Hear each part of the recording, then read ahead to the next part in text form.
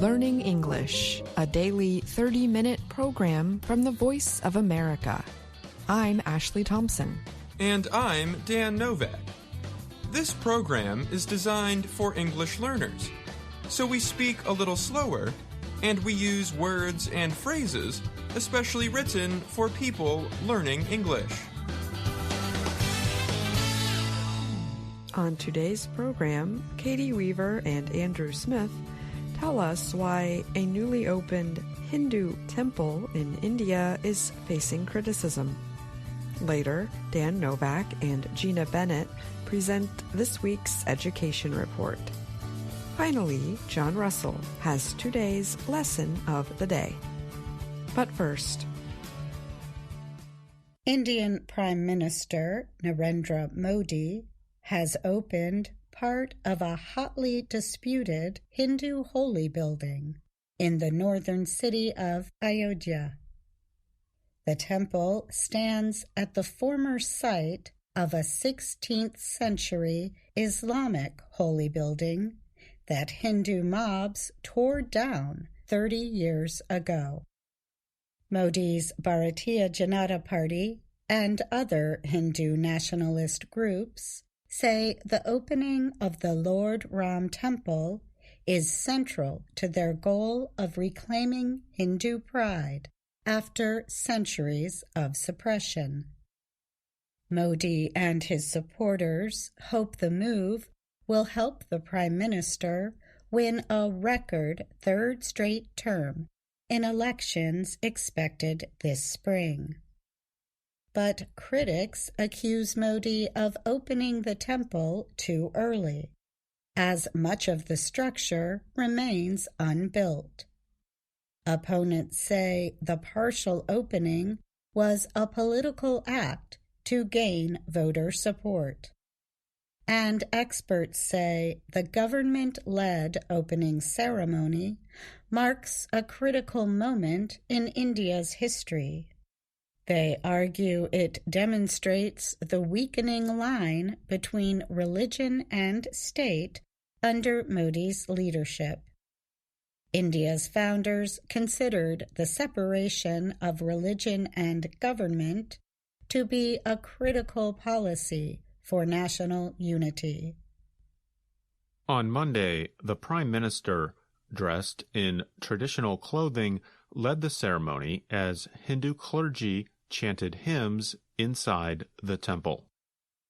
Nearly 7,500 people, including leading industrialists, politicians, and movie stars, attended the event. A military helicopter flew over the site, dropping flower petals on the crowd below. Our Lord Ram has arrived after centuries of wait, Modi said in a speech after the ceremony, receiving applause from thousands of attendees.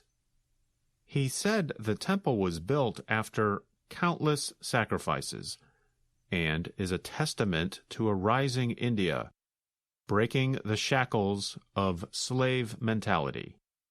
January 22nd, 2024 is not merely a date, but marks the dawn of a new era, Modi said.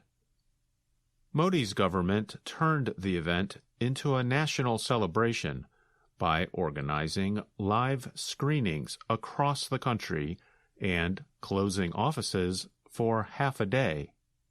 Saffron flags, the color of Hinduism, flew in the streets of several cities.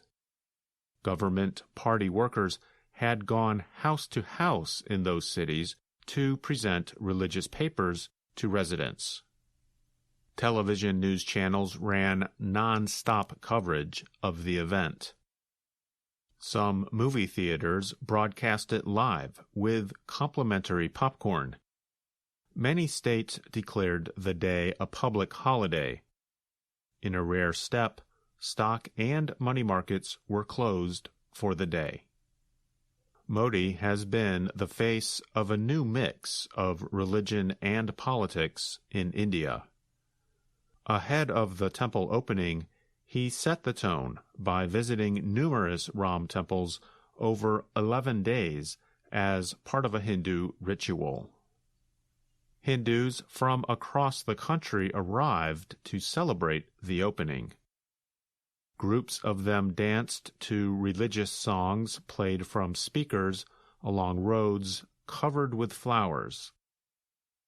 Some 20,000 security personnel and more than 10,000 security cameras were deployed. Officials say the temple, a 3-level structure made of pink sandstone, is now open to the public. They expect 100,000 people to visit every day. I am here to see history unfolding before our eyes.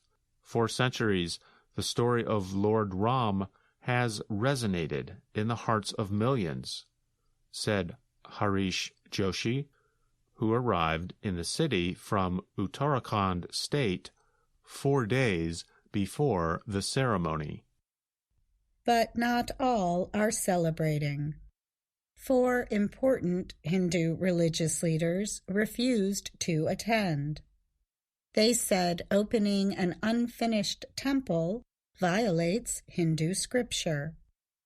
Some top leaders from India's main opposition Congress Party also boycotted the event, with many accusing Modi of using the temple for political gain. Neighboring Pakistan said a temple built on the site of a destroyed mosque would remain a blot on India's democracy. There is a growing list of mosques in India facing a similar threat of desecration and destruction, Pakistan's foreign ministry said in a statement. It urged the international community to help save historic Islamic sites in India from extremist groups and ensure that minority rights are protected. The estimated cost of building the temple is $217 million, all provided by public donations of money. The temple site spreads over almost 3 hectares, on top of the ruins of the Babri Mosque. In 1992, Hindu mobs attacked and destroyed Babri. They claimed it was built on temple ruins, marking the birthplace of Lord Ram. The mosque's destruction led to bloody riots across India that killed 2,000 people, mostly Muslims. The dispute officially ended in 2019, when India's Supreme Court called the mosque's destruction an egregious violation of the law. Still, the court ruled that the site would go to Hindus. The ruling provided another piece of land to go to Muslims. At least 3 historical mosques in northern India are involved in court disputes brought by Hindu nationalists. They say temple ruins lie beneath the mosques. Hindu nationalists have also taken action in Indian courts to seek ownership of hundreds of historic mosques. I'm Katie Weaver. And I'm Andrew Smith.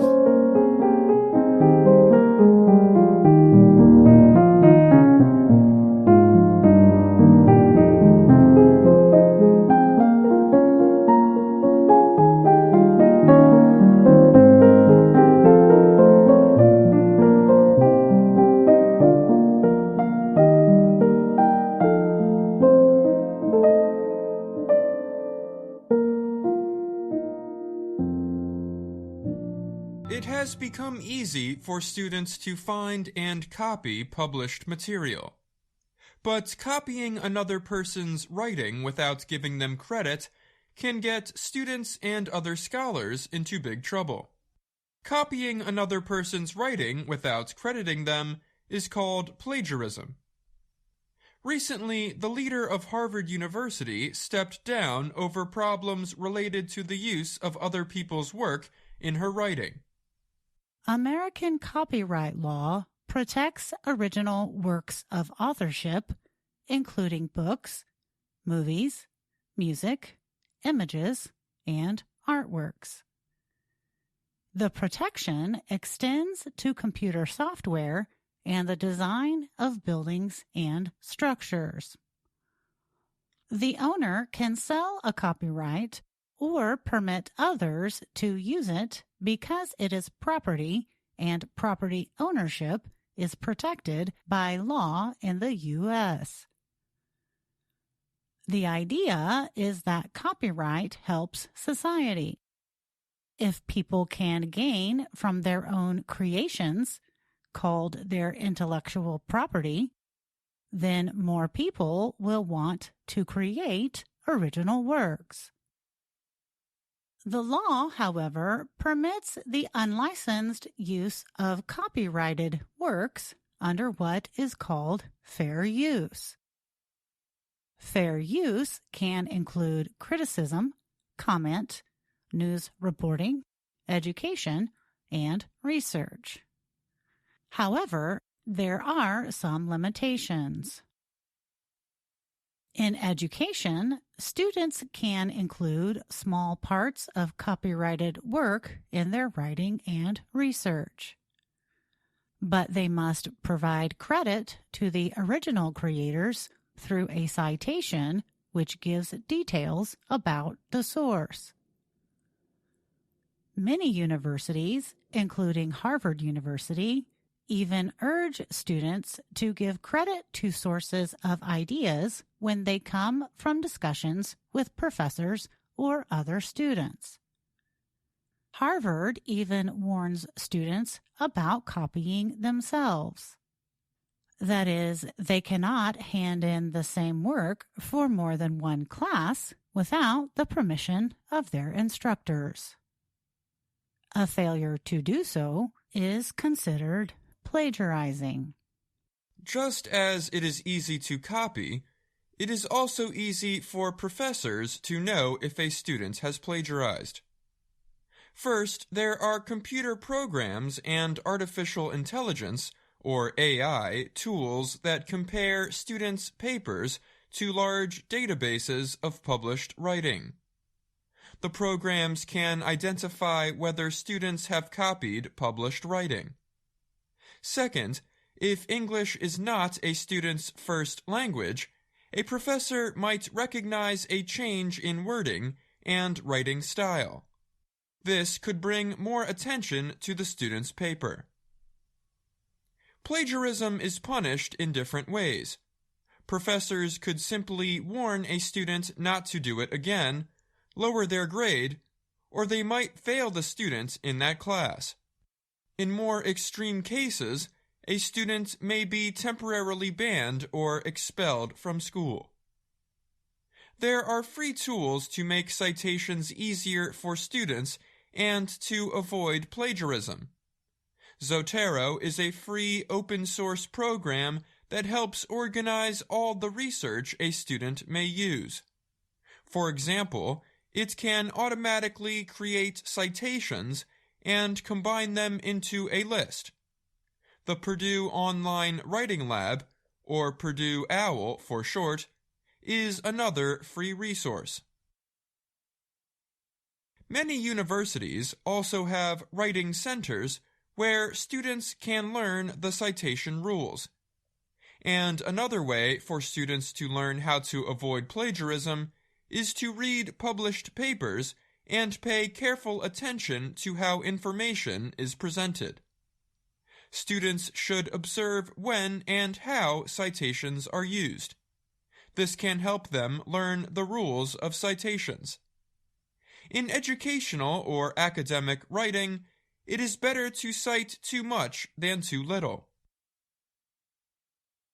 Harvard's Claudine Gay resigned this month after several accusations of plagiarism in her academic work. Gay's academic writing got attention after she was strongly criticized for her answers to a congressional committee related to freedom of speech. Critics found several cases of possible plagiarism in her 1997 doctoral paper. Harvard's governing board first supported Gay, saying a review of her scholarly work turned up a few instances of inadequate citation, but no evidence of research wrongdoing. There has been debate among academics over whether her conduct amounted to academic dishonesty. D. Stephen Voss is an associate professor of political science at the University of Kentucky. He knew Gay when they were graduate students at Harvard. A paper he co-wrote in the 1990s was one Gay is accused of plagiarizing from. He said in an interview with the New Yorker magazine that Gay did plagiarize from him, but what she copied from his paper was trivial and inconsequential. What Gay used from his paper did not take an idea of any significance from my work. He added, the bit she used from us was not in any way a major component of what made her research important or valuable. Roger Cruz is a psychology professor at the University of Memphis who is writing a book on the history and psychology of plagiarism. He told VOA in an email that if plagiarism is defined as taking words from another person's work, the opinion of Voss doesn't really matter. Cruz wrote in the online publication The Conversation that university students and professors might face different requirements when it comes to plagiarism. Cruz wrote that professors suspected of plagiarism may be given the benefit of the doubt by their schools. They may also be given the chance to make corrections to their published work. Cruz added that university leaders think that faculty members know what plagiarism is and how to avoid it. If a problem arises, administrators might think they were just being careless with their citations or use of quotation marks. Students, on the other hand, must follow university policies on academic behavior. Harvard, for example, warns that students may be forced to leave the college if they plagiarize. Work written by students is more likely to be closely examined and put through tools that identify plagiarism than faculty work. Many students consider this a double standard. Cruz wrote in an opinion piece in the Boston Globe that university plagiarism policies for faculty are unclear. How can academics set or enforce policies for faculty when the concept is so ill-defined? He asked. I'm Dan Novak. And I'm Gina Bennett.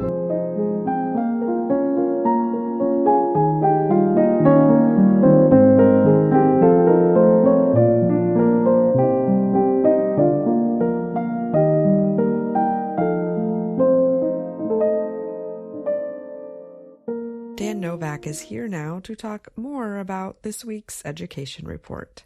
Hi, Dan. Hi, Ashley. Today's report was about plagiarism. One of the easiest ways to avoid plagiarism is to use citations. Can you explain what a citation is? Yeah, so in academic writing or journalism, plagiarism is taking someone else's work or ideas and passing them off as your own.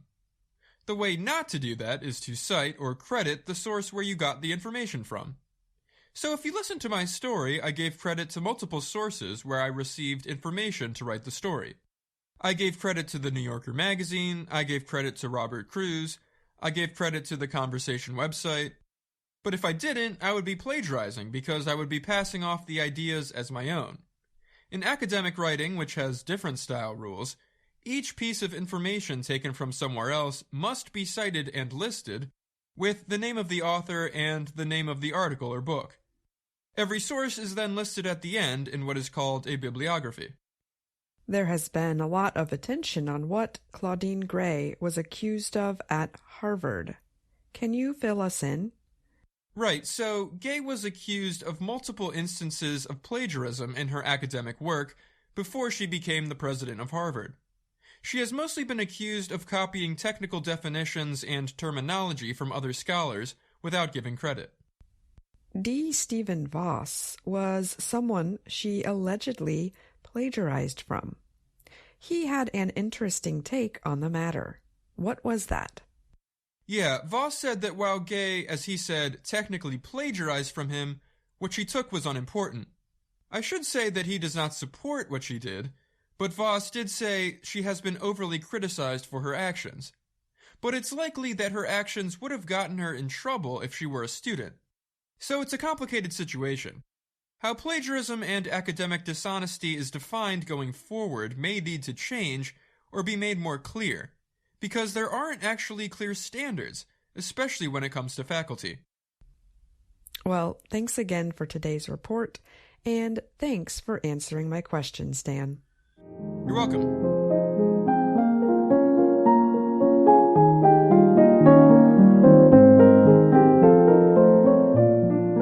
In this next report, Brian Lynn tells us about changes to shipping rules in the Panama Canal.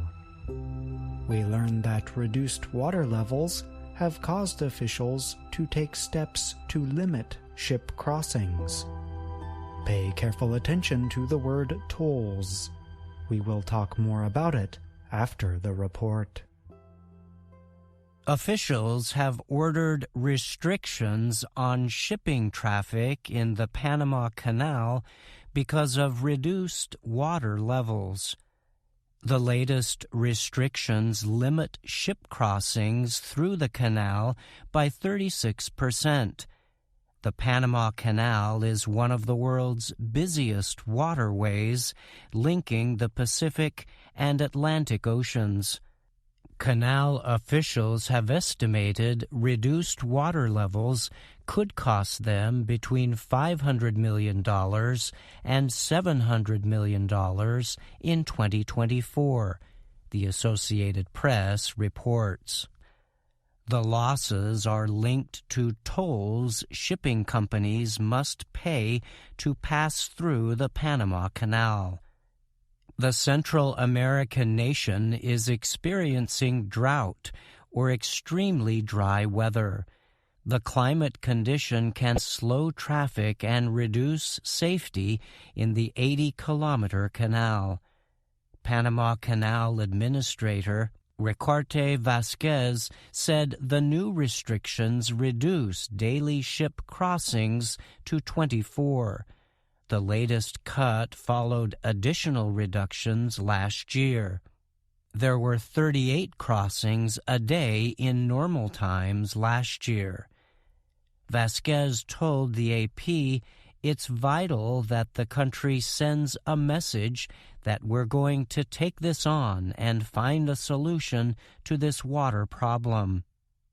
He added that in the first quarter of the fiscal year, the waterway saw a 20% reduction in goods and 791 fewer ships than during the same period the year before. Vasquez said the reductions were part of necessary control measures to make sure water levels remain high enough to permit at least 24 ships to pass daily. Officials are hoping the situation will improve in April when the new rainy season starts. Weather experts blame the drought on climate change and the weather system called El Niño. El Niño is a warming of surface temperatures in the eastern and central Pacific Ocean. This event usually causes hot, dry weather in Asia and Australia and can drive weather changes in other parts of the world. Vasquez warned that Panama must seek new water sources for both the canal's operations and drinking water.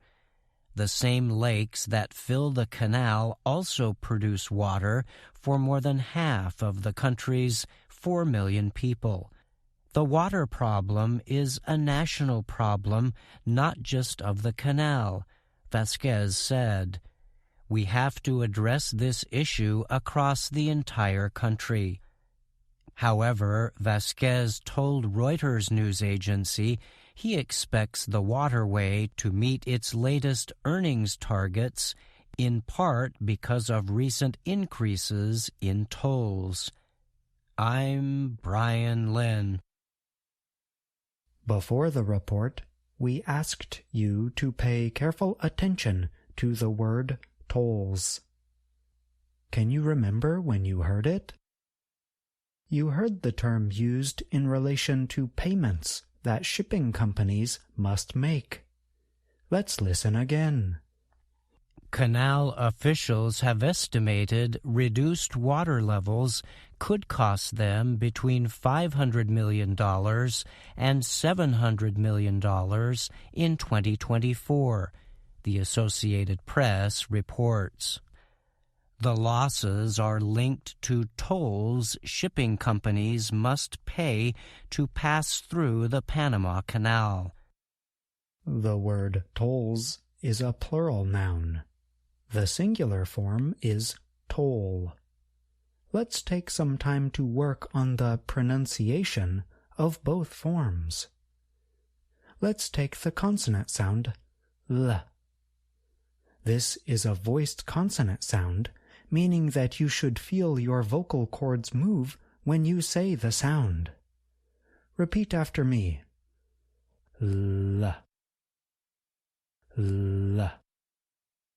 L. Now, let's include the vowel sound. Repeat after me.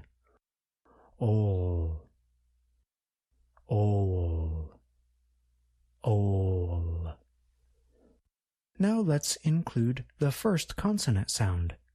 We will say the singular noun form together. Toll. Toll. Toll. So, our singular noun is toll. The plural noun form includes one more sound at the end. Z. Repeat after me. Z. Z. Now we will say the plural noun, the noun you heard in the report. Tolls. Tolls. Tolls. A toll is an amount of money that you are required to pay for the use of a passageway, such as a road, bridge, or a canal. In the report, you heard an example of how we might use toll, or its plural form tolls, to describe paying for the use of a canal. But how might we use the term toll in other situations, such as for the use of a road or bridge? Here are a couple of examples. You might hear a person say, "You have to pay a toll to use that road," or "Drivers who use that bridge have to pay a toll." In today's lesson, we learned how to pronounce toll, and we learned how to use it in common situations related to travel. However, you should know that the word has many other meanings. And that's the lesson of the day. I'm John Russell.